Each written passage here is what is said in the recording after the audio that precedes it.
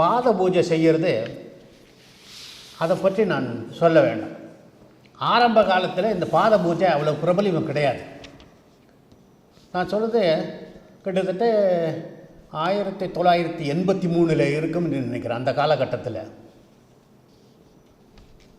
கோவையிலிருந்து கருப்புச்சாமி என்பவர் எங்கள் இல்லத்துக்கு வருகிறார். அவர் பிளாஸ்டிக் மெஷின் அதை எடுத்துகிட்டு வர்றார். அதை விற்பனை செய்தார். நாங்கள் வாங்கி எங்கள் வீட்டுக்கு பக்கத்தில் ஒரு அறை இருந்து அதில் போட்டிருந்தோம். இரவு அருள் திரு அடிகளார் அவர்கள் அந்த அறைக்கு வருகிறார். என்கிட்ட கேட்குறார், இதுதான் அந்த மெஷினா அப்படின்னு கேட்டார். ஆமாம்மான். உடனே வேப்பலையால் அதுக்கெல்லாம் மந்திரிப்பு செய்கிறார். செவ்வாடையுடன் அதுக்கு மந்திரிப்பு செய்கிறார். செஞ்சுட்டு கொஞ்ச நேரத்தில் மறைஞ்சிடார். அப்புறம் ஒரு மணி நேரம் கழித்து குடிசையின் முன்பக்கம் முன்னாடி ஒரு ஷெட்டு மாதிரி போட்டிருந்தோம் குடிசையில். எனக்கு கனவுல டக்குன்னு சொல்கிறார், அம்மா சூக்கும உடலில் வாசலில் நிற்கிது, என்ன தூங்கிட்டு இருக்கியா, போய் எந்திரிச்சு கதவை திற. உடனே கதவை திறக்க அம்மா சூக்கும உடலில் வருகிறார்கள். அம்மா சொல்கிறா, முன்பக்க குடிசையிலே பாலகன் வந்து விட்டான் அப்படின்னு. சரி வரட்டும். உடனே அம்மா சொல்கிறாங்க, எனக்கு துணைவியார்கிட்ட சொல்கிறாங்க, உன் வீட்டில் பாத பூஜைக்கு எதுவும் இருக்காது. இந்த நேரத்தில் பாத பூஜை பண்ணுறதுக்கு உனக்கு ஒன்றும் இருக்காது. ஒரு தட்டு, கொஞ்சோண்டு மஞ்சள், கொஞ்சம் சந்தனம், கொஞ்சம் குங்குமம், இங்கே கிடக்கிற வேப்பலை எடுத்து வச்சுக்க.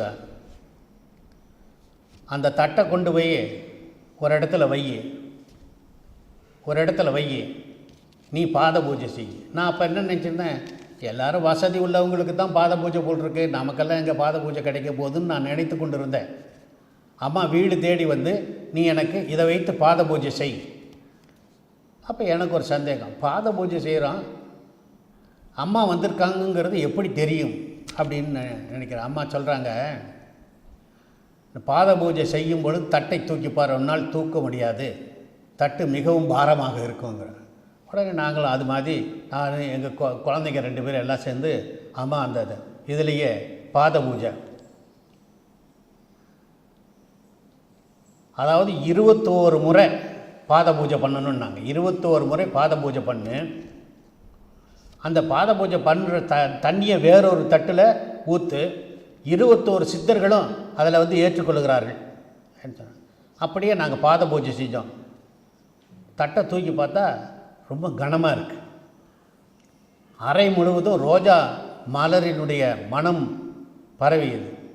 உடனே நாங்கள் நினச்சிக்கிட்டோம், இது ஒரு மனப்பிரந்தையா, இப்படி சொன்னால் நம்மளை கிறுக்கு பையன்னு சொல்லுவாங்களே அப்படின்னு நினைக்கிறோம். அப்போ இந்த பொண்ணு சொல்லுது, அங்கே பாருங்கள் செவுத்தில் அடிகளார் உருவம் இருக்குது. உடனே செவுத்தில் பார்த்தா அடிகளாருடைய உருவம் செவுத்தில் வந்துருச்சு. சுவரில் அடிகளாருடைய உருவம், அம்மா உருவம் இல்லை, அடிகளார் உருவத்தில் உட்காந்துருக்கிற மாதிரி வந்திருக்கு.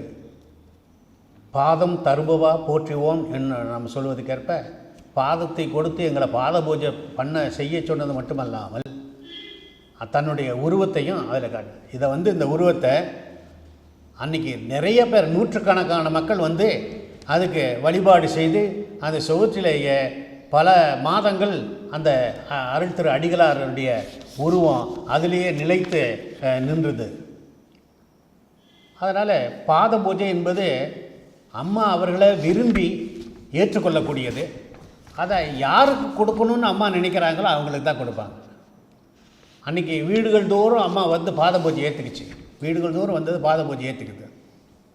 யார் செய்ய முடியும்னு அம்மா தீர்மானிக்கிறதோ அவங்களுக்கு தான் பாத பூஜை கிடைக்குமே ஒழிய எல்லாருக்கும் பாத பூஜை கிடைக்கிறதுக்குரிய வாய்ப்பில்லை. ஒரு முறை அந்த பாதத்தை தொட்டுவிட்டால் பாவ விமோச்சனம் நமக்கு கிடைக்கிறது என்பது அம்மாவுடைய கூற்று. ஓம் சக்தி மேல்மருவத்தூர் ஆதிபராசக்தி சித்தர் பீடத்தின் அதிகாரப்பூர்வமான மேல்மருவத்தூர் சித்தர் பீடம் யூடியூப் சேனலை சப்ஸ்கிரைப் செய்து எங்களுடன் இணைந்திருங்கள். மேலும் மற்றவர்களும் பயன்பெற இந்த லிங்கை ஷேர் செய்யுங்கள். ஓம் சக்தி.